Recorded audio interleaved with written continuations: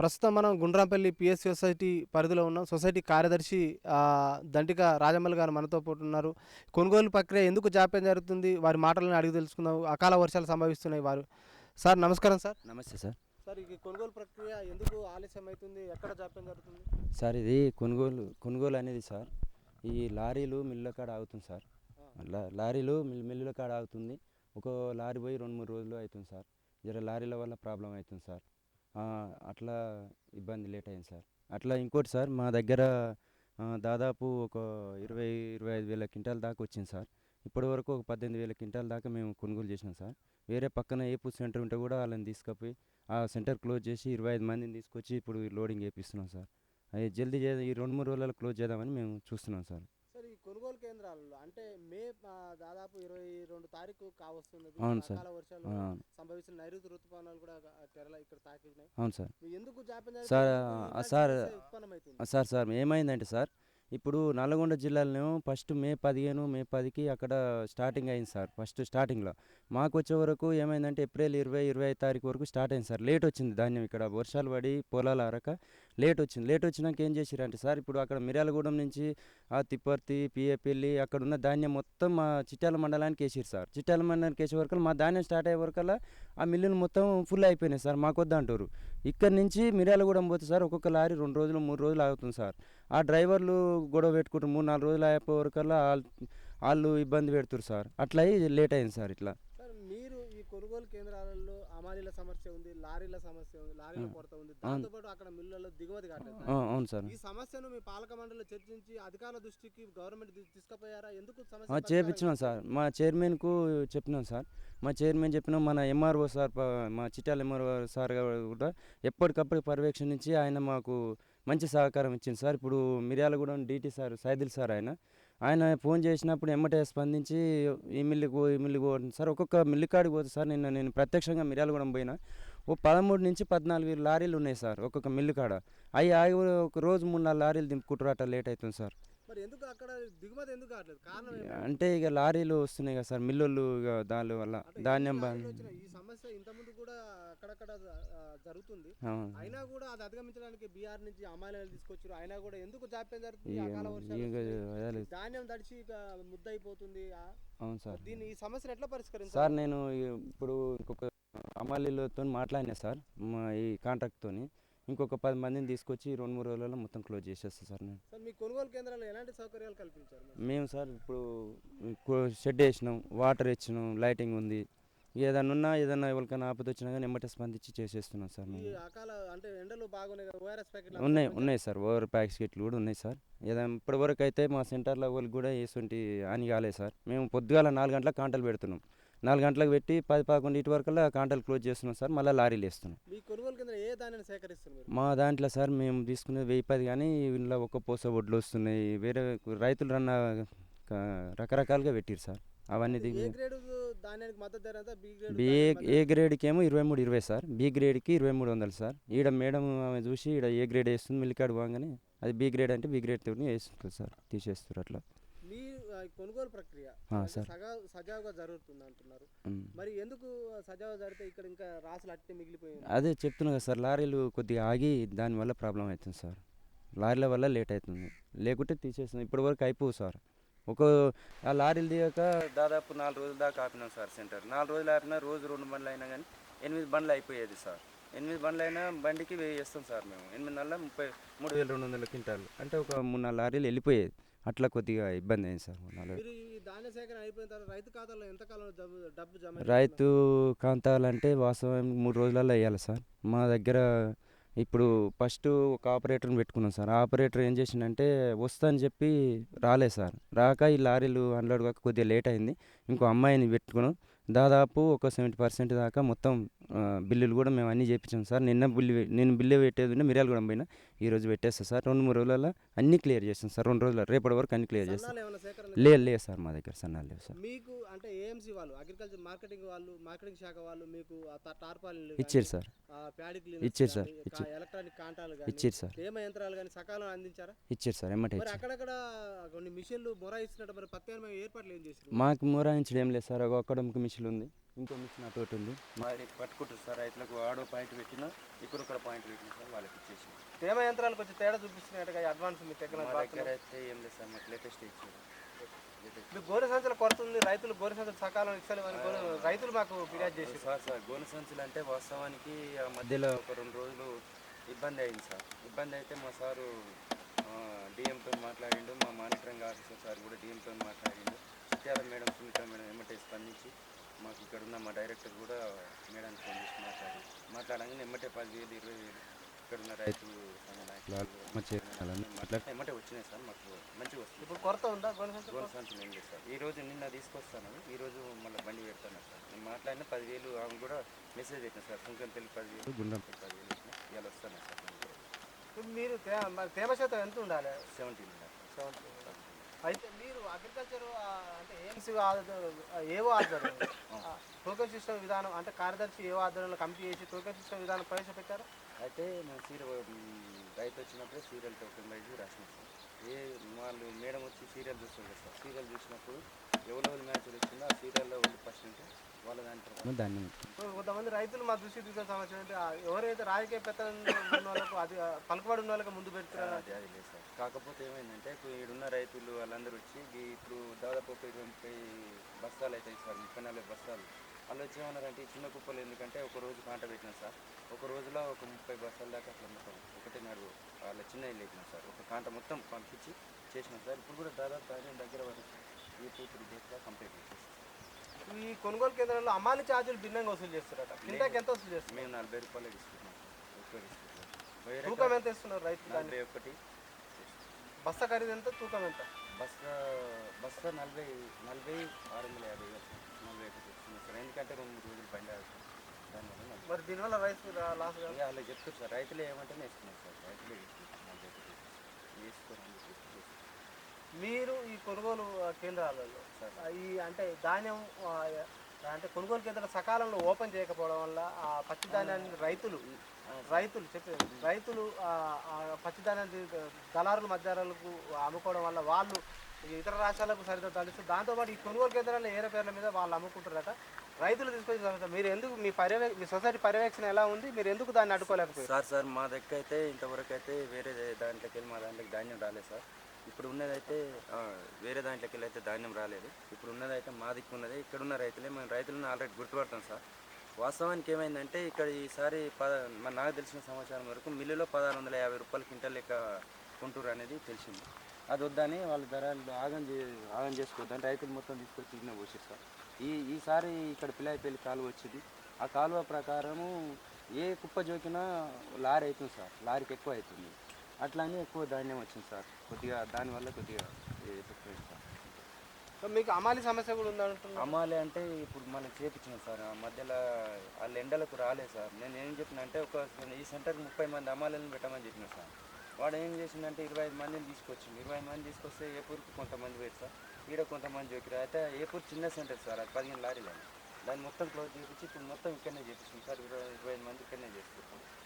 మరి చైర్మన్ అందుబాటులో ఉంటున్నారా? అన్ని సెంటర్లు పర్యవేక్షణ చేస్తున్నారా? ఉంటుంది సార్. ఎప్పుడప్పటికైనా ఫోన్ కూడా చేసి మాట్లాడతారు. రైతులు అందుబాటులో ఉంటలేదు అంటున్నారు. మాకు ఫోన్ చేసి చెప్తారు సార్. సార్ కూడా వచ్చింది సార్. నేను మీడియా వాళ్ళకి అందుబాటులో ఉంటుంది, రైతులకి ఏం అందుబాటులో మాకైతే చెప్తారు సార్. మీకు చెప్పుడు కదా, రైతులు అంటలేదు. రైతులు వస్తలేదు, ఎవరు పర్యవేక్షణ లేదు అంటున్నారు సార్. 3 రోజులు అయితే వచ్చింది సార్. వచ్చింది మొన్న కూడా వచ్చిపోయింది సార్. నిన్న వచ్చి చూసిపోయింది. మీరు మీకు కొనుగోలు చేసిన మీకు కేటాయించిన సెంటర్లలో ఇప్పటి వరకు ధాన్య సేకరణ ఎంత జరిగింది?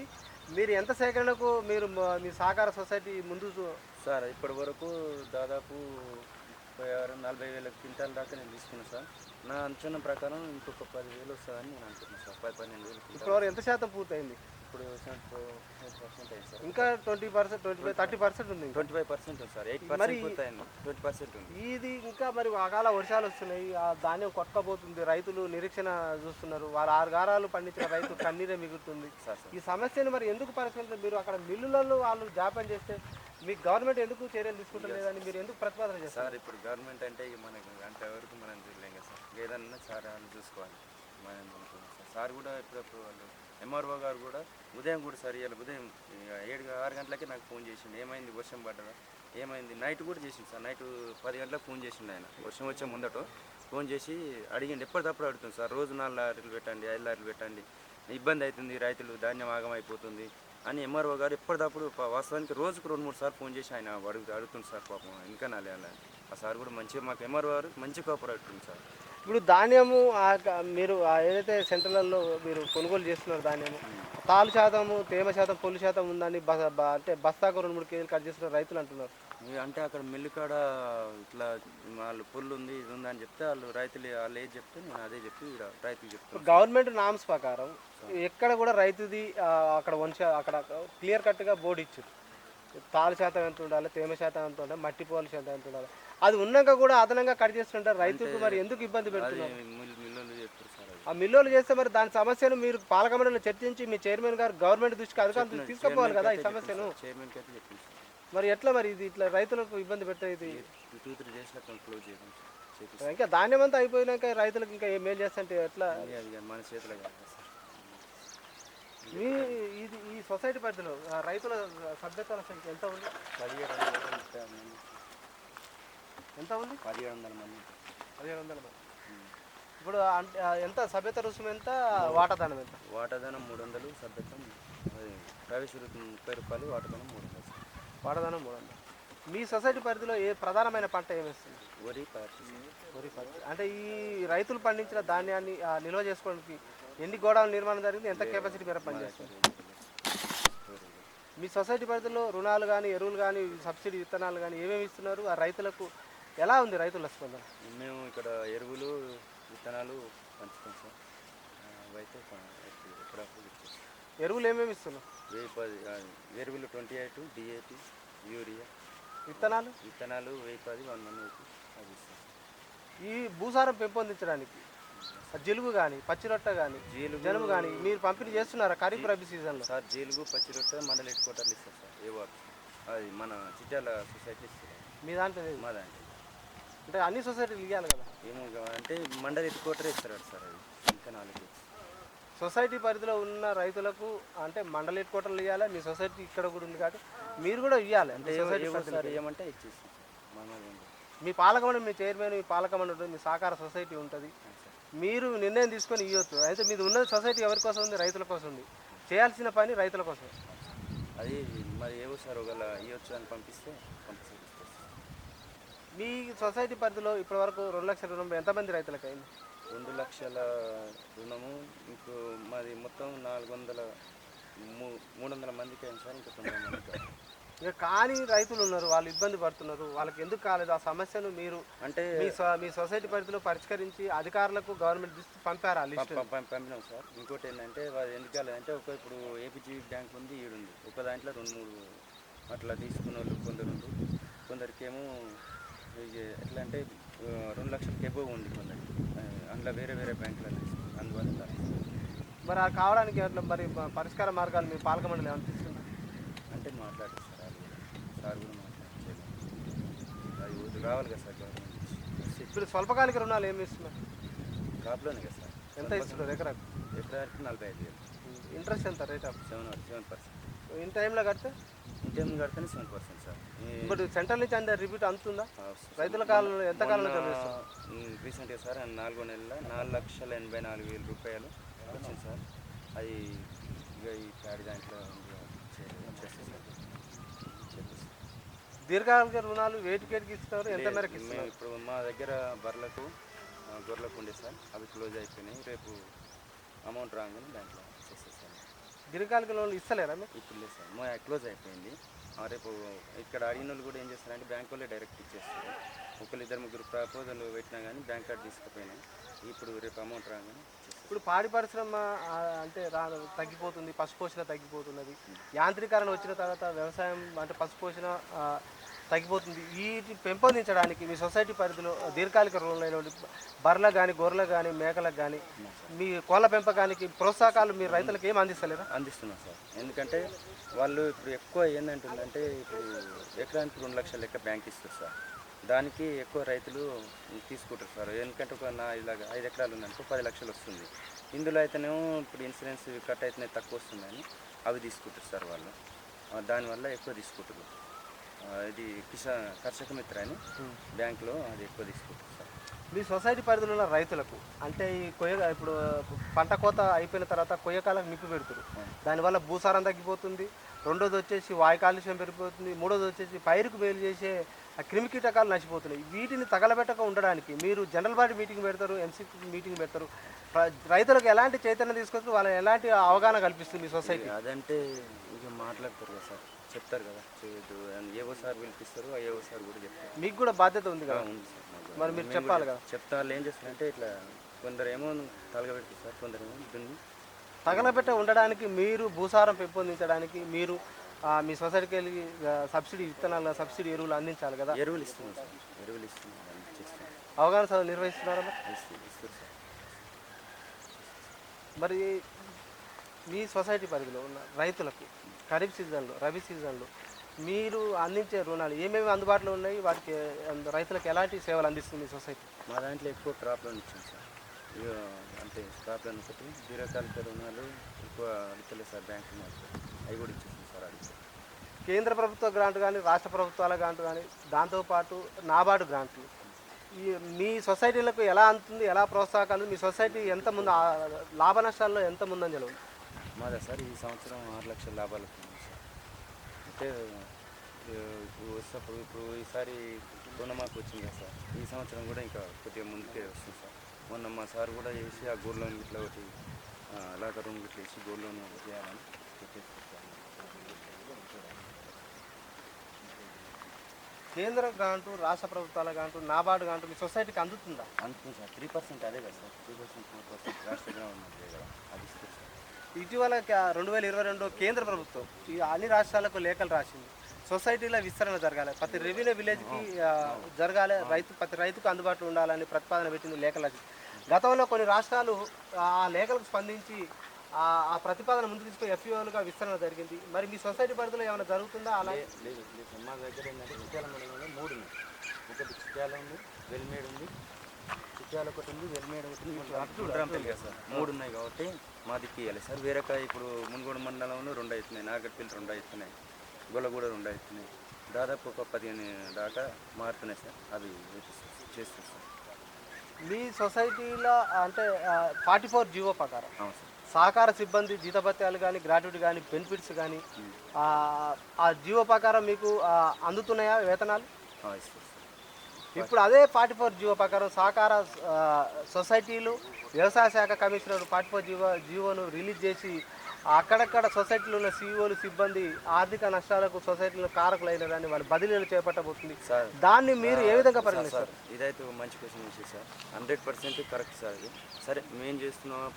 ఇప్పుడు మా మీద ఆరోపణలు ఇస్తారు కదా సార్, ఎందుకు సార్ ఇప్పుడు ఈ కార్యదర్శులని ఇప్పుడు మాకు అదొకటి సరే ఒక మంచి పరిణామం, వాళ్ళు తీసుకున్న డిసిషన్ ప్రభుత్వం మంచిది తీసుకుంది. ఎన్నో రోజులుగా ఇలా చేయడం కూడా సరే చాలా బాధలు ఉన్నాయి, చెప్పుకోలేని బాధలు ఉన్నాయి. అంతర్గతంగా కూడా ఎవరెవరు ఎన్ని ఇబ్బందులు పెడతారో ఏం చేస్తారో అది మా మనసుకి ఎరికే సార్. ఇది ఒక జీవోకు నేను గవర్నమెంట్కి అయితే హర్షం వ్యక్తం చేస్తున్నాను సార్. తొందరగా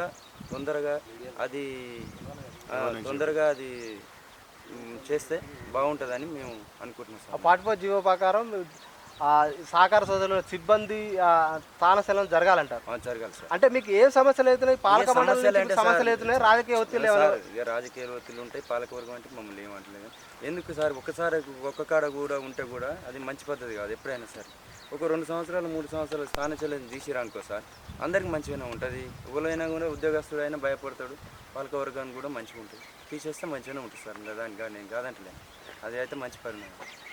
మీ సొసైటీ పరిధిలో రైతులకు మీ ఖరీఫ్ సీజన్లో రబీ సీజన్లో మీకు ఏమేమి అంటే రుణాలు కానీ ఎరువులు కానీ విత్తనాలు కానీ ఇంకా ఇతరత్ర పరికరాలు అందించడంలో మీ సొసైటీ ఎలా ముందు రైతులకు ఎలాంటి సేవలు చేస్తుందో చెప్పండి. ఏవో సార్ ముందటనే ఉంది సార్, మా ఆఫీస్ ముందటనే ఉంది. వాళ్ళు ఇలా ఏదో ఇప్పుడు రైతు రిజిస్ట్రేషన్ అని ఒకటి పత్రం రిజిస్ట్రేషన్ అని చెప్పింది సార్. దాని ప్రకారం వాళ్ళు ఏది చెప్తే మేము కూడా రైతులే చెప్తున్నాం, ఆడికి పంపిస్తున్నాం సార్. వాళ్ళు తెలియక మా దగ్గరికి వస్తారు, మా దగ్గరికి వస్తే నేను ఈ ఆఫీస్కి పంపిస్తున్నాను, చేపిస్తున్నాను sir. Okay sir, thank you sir. చూస్తూనే ఉండండి మీ తెలుగు.